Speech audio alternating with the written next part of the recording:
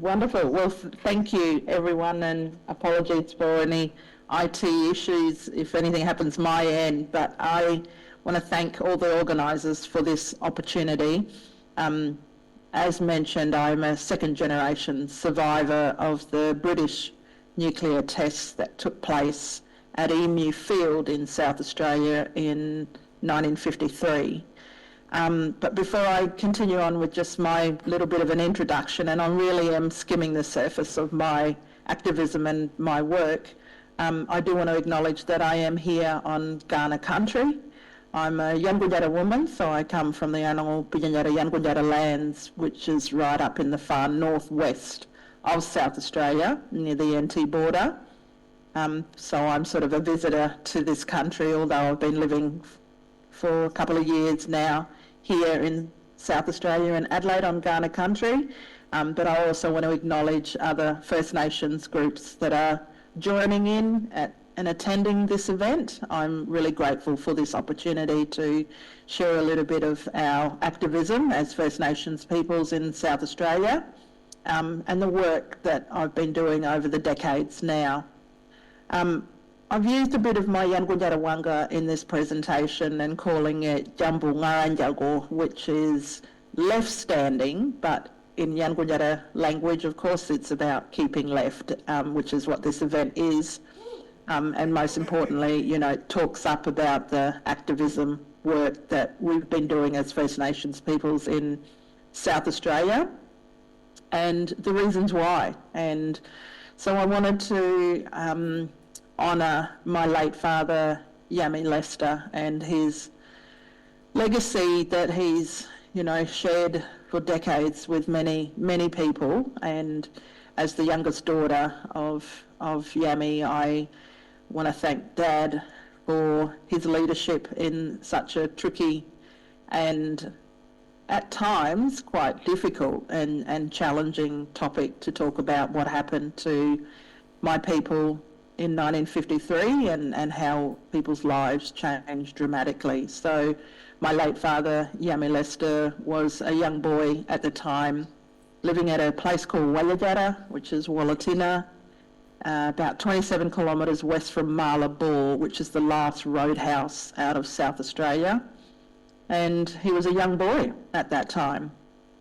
He might have been about 10 to 12, bush baby, so no actual date of birth, but, 12 years or so, years of age at the time, living there at Yankunytjatjara, and was there as a young boy, sort of learning a little bit of the pastoral history at that time. A lot of his elders, my grandparents, were living and working on that pastoral property, which was known as Widjindija or Granite Downs Pastoral Lease. And Dad was working there as a young boy, sort of learning from the elders of two worlds, learning about his knowledge around country and his Yankunytjatjara country, but also learning about this industry that was coming in to our traditional lands and where pastoralists were working in South Australia. So they were there living on that Yankunytjatjara country when on the 15th of October 1953 the first mainland test went off at a location called Emu Field, which was roughly 100 k's south of where Wallatina is. And it was there that Dad witnessed and his people witnessed the ground shaking and this black mist that rolled over the camp by late afternoon or late morning, I should say, around lunchtime. They started to see this black mist rolling and coming through silently is a lot of the testimony. When Dad was talking about it, he said it didn't come with noise, it didn't pick up anything along the way, it just creeped in silently over the old camp where Arnonga were living and Aboriginal people were living in the sand dune country there. And still to this day you do see those old shelters there of where the old camp was and where they had witnessed this black mist rolling silently. And it was there that things changed dramatically. A lot of the elders, a lot of the older generation because of their age and weakness, weren't strong enough to survive the impact of that cloud that fell over the community. A lot of the elders passed, and you hear through our oral history, that, you know, stories like Nana Angelina Wanga spoke about, of, you know, digging graves for her parents, which would be my great-grandparents as well. So Nana Angelina really spoke up about those stories and gave that witness count of, you know, what she remembers at that time when that black mist rolled. Dad's story was over the days, weeks, years, and then, you know, decades as well. His eyesight went on him when he was roughly 17 years of age, so it would have been around the 4 years after that mainland test when his world turned into complete darkness. And it took something away from him. And it took 30 years for him to really speak up and have any acknowledgement or recognition by our government, Australian government, of what took place, which was done through the Royal Commission into the British nuclear testing that happened in the early 1980s, 83, 84. The Royal Commission found out that Wallatina community, where Dad and his people were, had the highest radiation fallout that impacted that community. And of course, smoke, you know, black mists and fallout doesn't stop just over traditional lands or at borders, NTSA borders or anywhere. It continued to roll in a northeasterly direction, impacting country and community right across. And the closest medical was roughly 200 kilometres away. So that location at Yankunytjatjara would be 200 kilometres west from Udnadatta, which was where the railway line was. And we would have been about 200, maybe 180 kilometres sort of south from Bugaya, which was the Ernabella mission that was established at that time. So there was no medical aid. Soon after that fallout, people became sick and people were passing, and it took quite a long time to get any medical aid and assistance. And so that was a part of, you know, Dad's experience and Dad's lived experience of what happened. And as a second generation survivor, it's such an important story that, you know, our state of South Australia needs to know, but also, you know, our country, Australia, needs to know about this history and this very dark history of testing in our state of South Australia, nuclear testing. And so, you know, this story is quite important from, you know, being the generation, second generation to know what happened.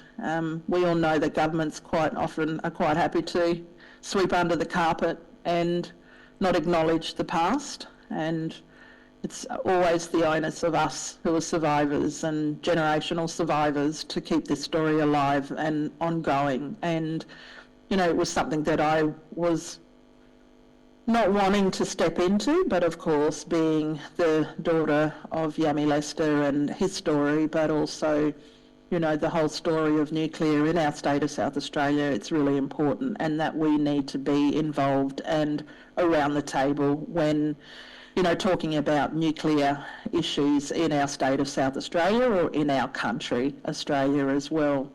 So I want to honour my father for the road and the path that he laid for me in talking up, and really importantly speaking up about the impacts felt by my people, Ananguruda and Yankunytjatjara people who were living and working there, doing the things that they loved, living traditionally, but also, you know, maintaining their cultural, intangible cultural heritage and speaking their language and doing those activities that are responsible, you know, for caring for country and caring for one another.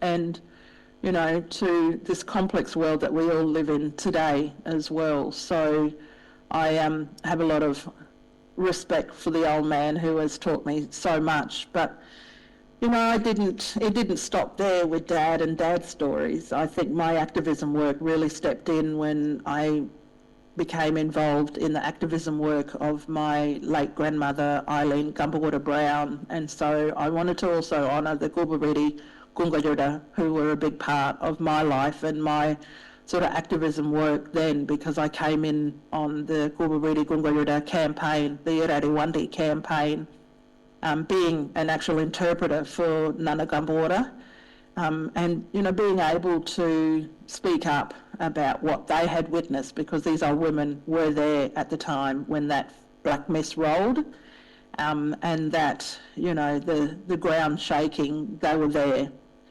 Those beautiful women, they've all gone except one, the lady standing on the left side, with her hand up, and they've all got their hand up, but the lady standing up on the left is Mrs. Emily Austin.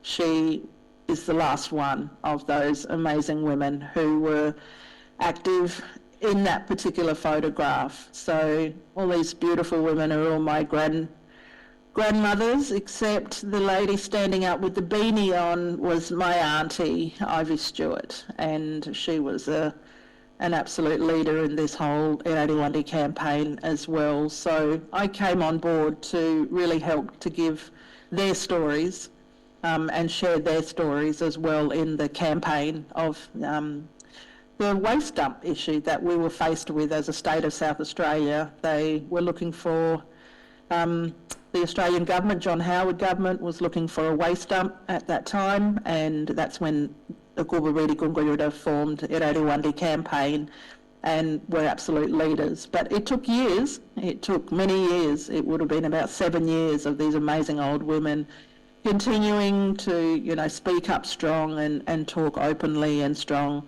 about their stories, about their witness account of what happened back in 1953 and then over the decades, because that testing program then went down to Yankunytjatjara. And, many of us have the connect, and I to have that connect with Yankunytjatjara mob as well.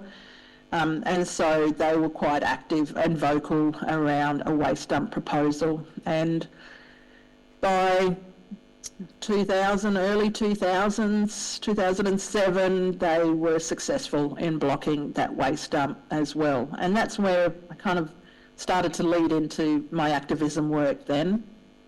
And so, the next slide looks at a map of South Australia, and you can see all the testings and places where they mine uranium, where our ports are, but also our Aboriginal communities as well, and where many of us are sort of residing around those two test sites at Emu Field and at Maralinga as well.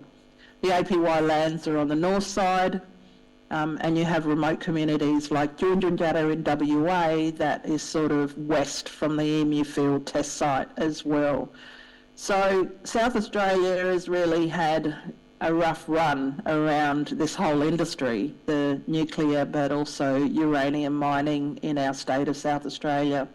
So this dark history, of course, it's really important for us as Aboriginal people, and in my case, Yankunytjatjara, are vocal and speaking up strong about this impact on, our state, knowing that dark history of the testing program, but then also knowing the struggles that other First Nations groups in our state of South Australia are faced with uranium mining, but ports as well, which is a real threat for many of, and for many First Nations groups. Down here in Adelaide, in Port Adelaide, of course, that's a port that's been identified, but you also have the real threat of, the coalition's idea of nuclear power, which will be in Port Augusta as well. So First Nations groups are starting to speak up strongly about this issue around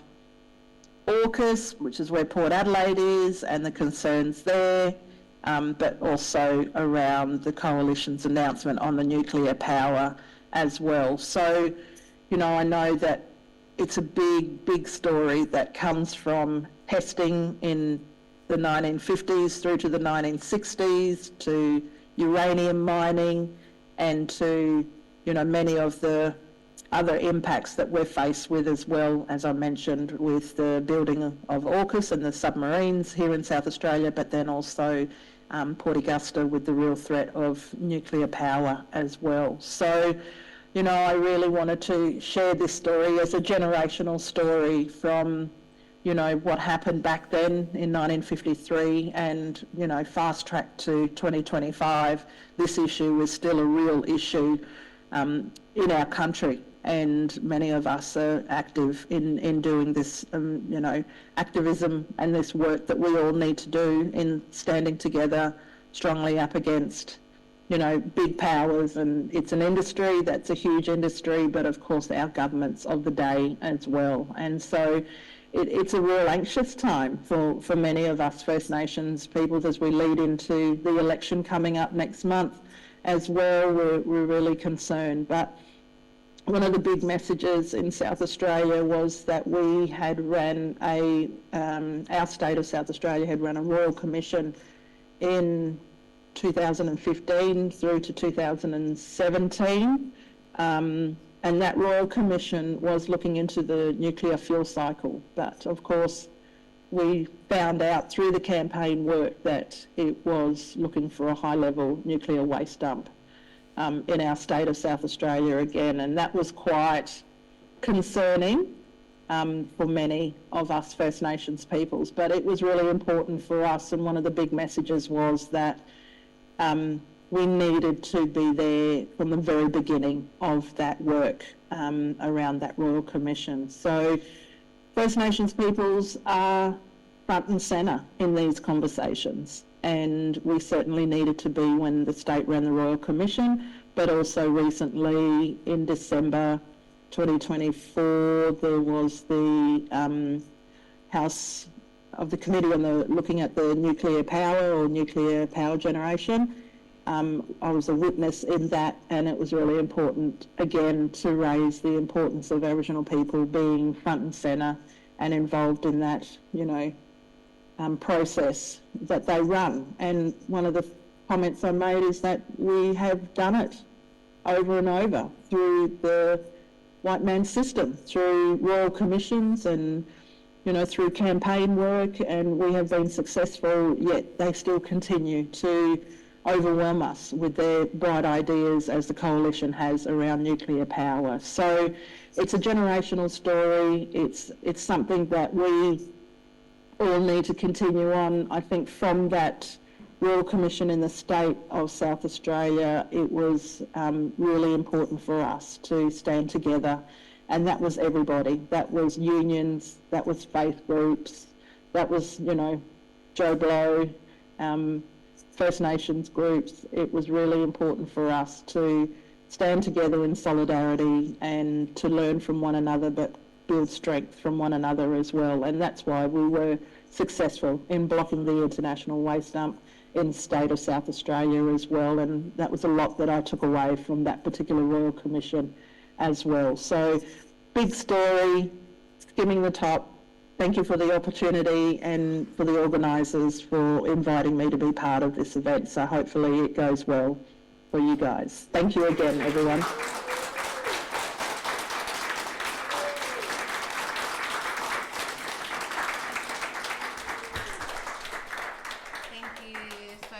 Karina. We'll throw it over to Caitlin now. Thanks, Maddie, and thanks so much, Karina, for being with us here today. I hope you can hear me all right from there. Great.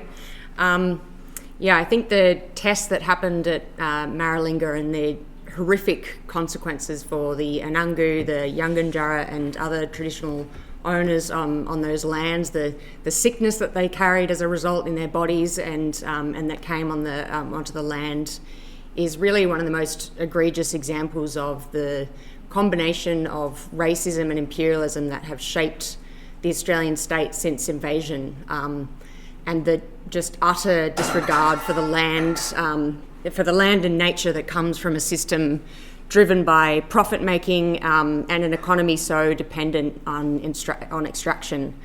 And I think the images of the atom bombs in Maralinga are by now quite familiar, at least in Australia, but what I don't think is as widely understood is the context of these tests, you know, why they happened, what was happening in the world, what was in it for the Australian state, and how Australia was kind of using nuclear power to try to position itself in the imperialist order that emerged after the Second World War.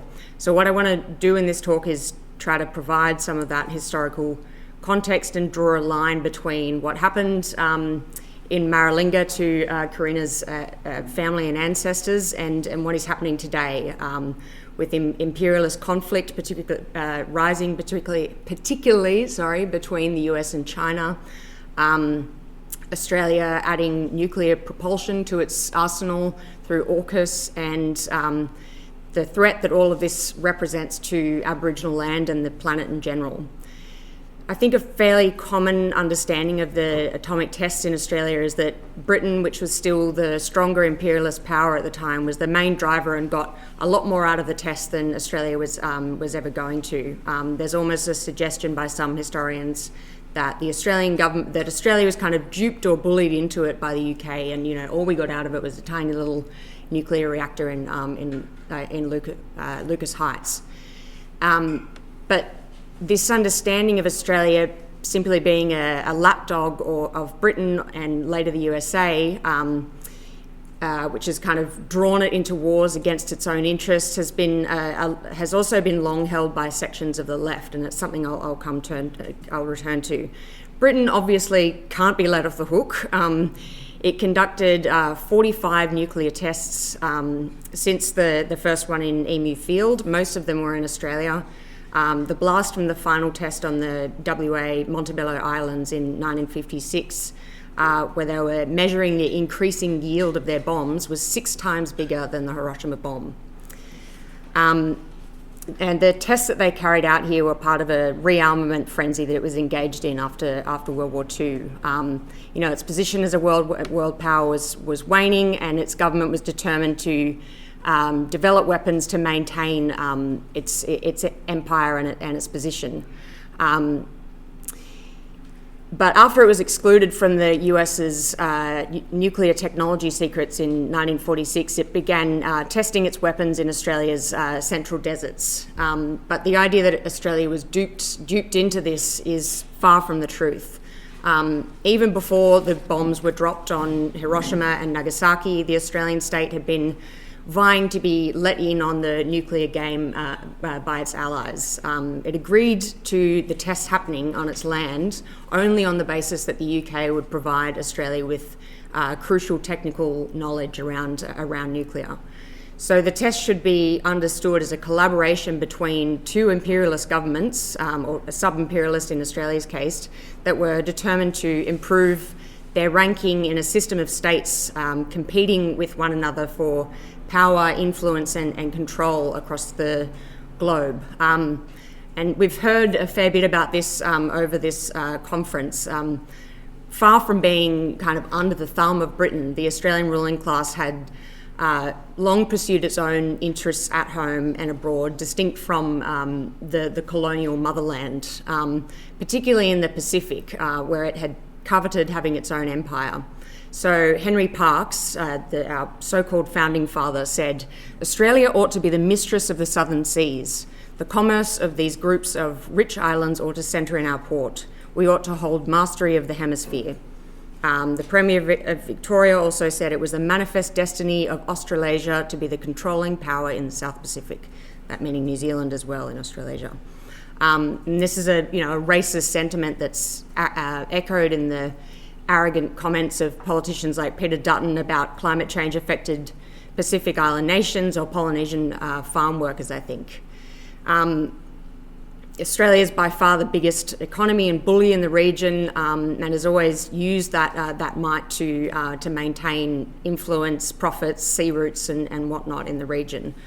It actually seized control of various islands, like Nauru in 1914. and we've continued to do that sort of thing. The Howard government bullied East Timor into, giving us access to its natural gas resources. It plundered Nauru for its phosphorus and turned it into the moonscape that it is today. We still operate mines in Papua New Guinea and so on, but it hasn't just been about direct control of resources. There's also been a long-standing fear amongst our ruling class of an invasion or attack on Australian territories from our larger neighbours to the north, namely China and Japan, and also Indonesia. It was a real driver in the implementation of the White Australia policy. But Australia was then and still is a relatively small country, so at that time it looked to Britain to protect its interests in the south. Australian rulers were actually constantly lobbying Britain, which had the rest of its empire to manage and wasn't always interested, but they were always lobbying for a greater presence in the Pacific, and on several occasions they went against the wishes of Britain. And it's this status as a sub-imperial power that drives Australian foreign and military policy. And that is what has driven its enthusiastic participation in every major war and military venture abroad. It's often been as much about proving itself as a capable ally to the UK and the US as it has been about defending its own economic interests and profits in any given region. So in the post-war era, this imperialist competition took the form of a nuclear arms race, the one that set the scene for the Cold War and the competition between the imperial blocs of the US and the Soviet Union, which developed the bomb in 1949. Australia was very quick to insist that it needed access to nuclear technology to keep the West rivals out of the Pacific, particularly Russia and then later China. The dependence on Britain to provide that protection shifted to the US when it became the dominant global power, and with it the attempts to join the nuclear club. But the USA was becoming increasingly guarded with its atomic secrets, even amongst its allies. And parts of the Australian state and military establishment were worried that in the event of an attack from the north, that its allies might consider it expendable and abandon it.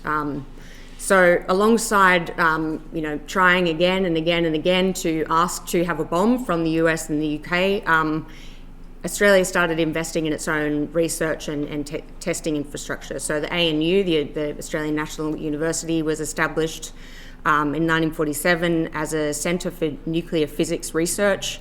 And in 1957, the first nuclear reactor opened in Lucas Heights for so-called research purposes. And this is actually the gift that it received from the UK in exchange for the tests.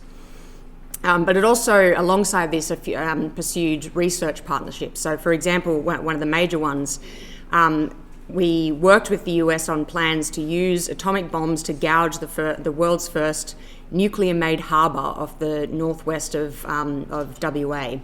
And this plan was supported by the likes of Lang Hancock, aka Gina Rinehart's father.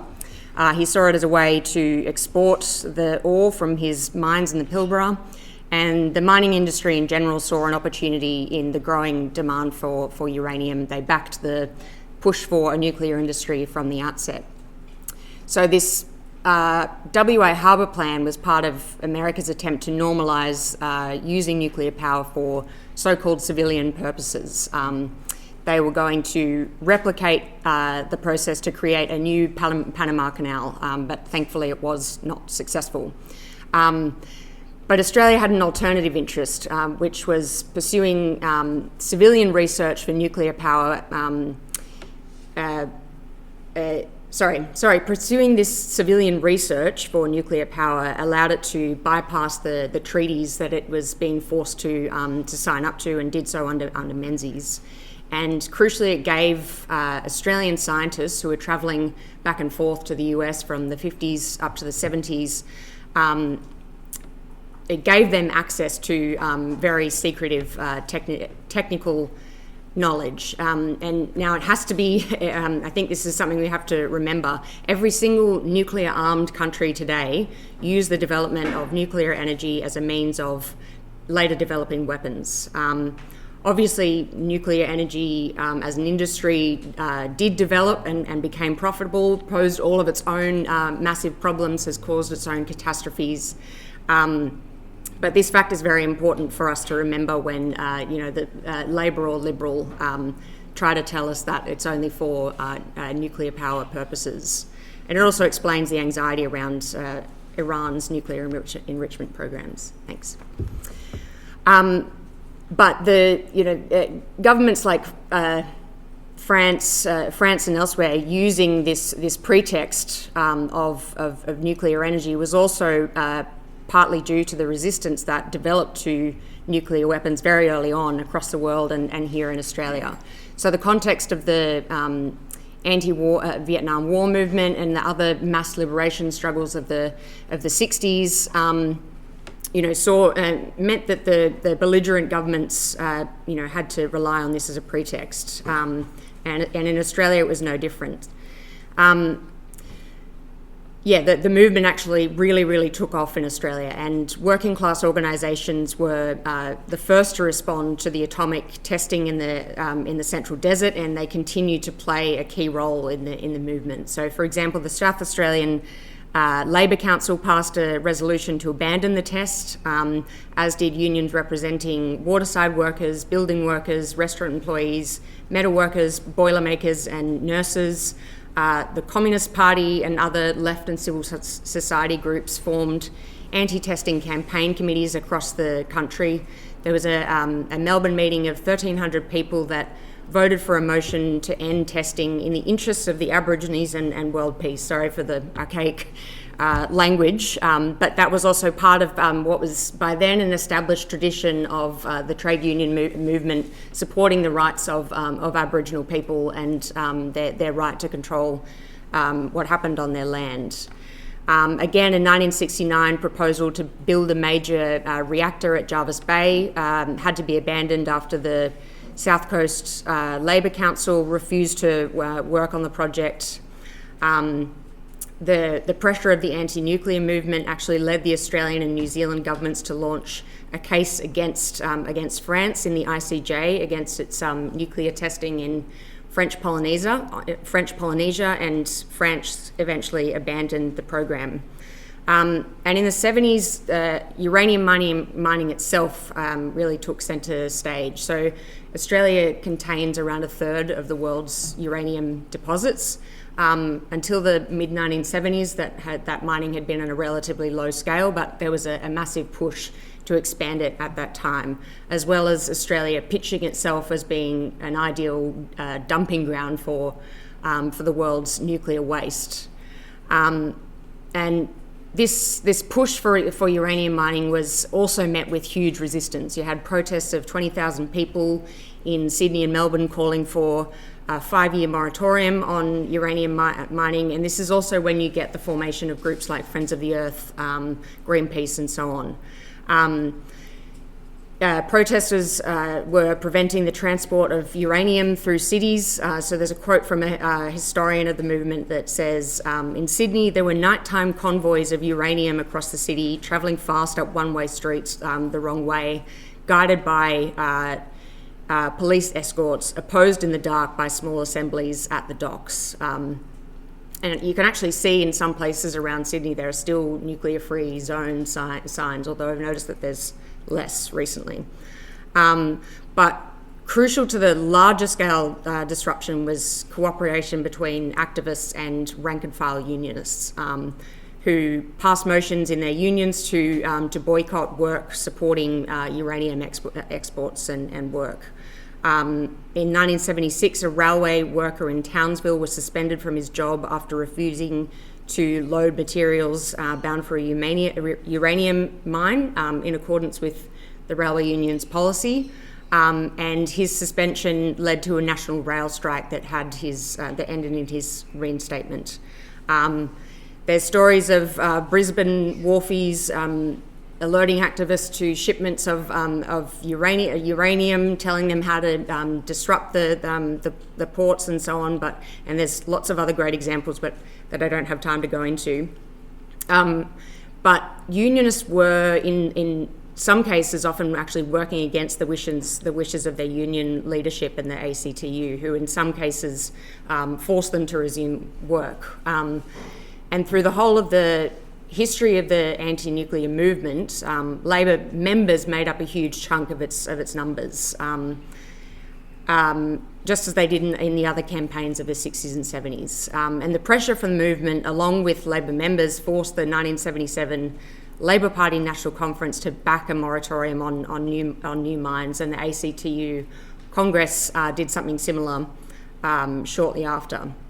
But importantly, the commitment of the Labor Party leadership to managing Australian capitalism has led it time and time again to undermine the movement, to try to snuff out and work around union bans and the motions carried at its own conferences. So even the Whitlam government, which came to power declaring its opposition to nuclear weapons, supported a domestic nuclear industry and uranium exports.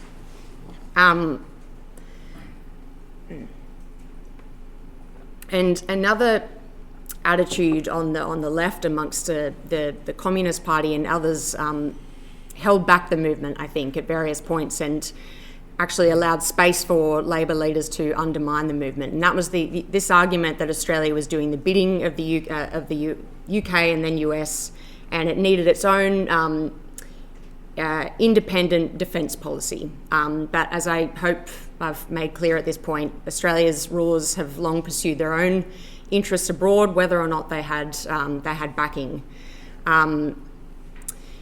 And Labor ended up actually dropping its moratorium on uranium mines under the Hawke government, and he introduced what was called the 3-mine policy that said that there would only be 3 mines nationally. Now this opened the way for Howard to later scrap the 3-mine limit and pursue further mining at Jabiluka and elsewhere. Just to wind up and to bring this back to today, the commitment to managing Australian capitalism that the Labor Party has at its heart also means protecting its interests abroad. And the Labor Party has been very much a part of that. So when Anthony Albanese was briefed 24 hours before Scott Morrison announced AUKUS and the plan to spend $3.5 billion on nuclear submarines because the US had demanded bipartisan support, he agreed immediately, despite his party's opposition to nuclear, and not to mention his emphasis on the voice and the need to listen to Aboriginal people. And Dutton's push around to build nuclear power stations that Karina was talking about was, if people remember, was dismissed as absurd initially. It was one of many things earlier on in Albanese's term, like his racism and transphobia that people thought would make him unelectable. But in the same way that Labor's embrace of racist policies around refugees and policing Aboriginal communities has brought Dutton's racism to the centre and made it acceptable. The fact that it's Labor overseeing the introduction of our first nuclear-based military program means that the idea of nuclear power for our energy needs just doesn't seem absurd anymore. It seems like it's a reasonable suggestion. I'm wrapping up now, sorry. And Albanese's response to Dutton's nuclear push hasn't been on the basis of nuclear power being catastrophic for the environment and potentially humanity, but on the basis of it being too expensive. They can't bring themselves to warn of the dangers of nuclear because they're the ones that are overseeing the expansion of this. And it's also coming alongside a massive expansion of US military bases and the military industry in general across the continent. So I'm going to have to wrap up there, but I hope that, I think it's really important to learn the lessons from the a very rich history of resistance, both amongst working class people, Aboriginal people, and the bonds of solidarity that have been built between them, because there is a very, very urgent need to rebuild an anti-war and anti-nuclear movement today.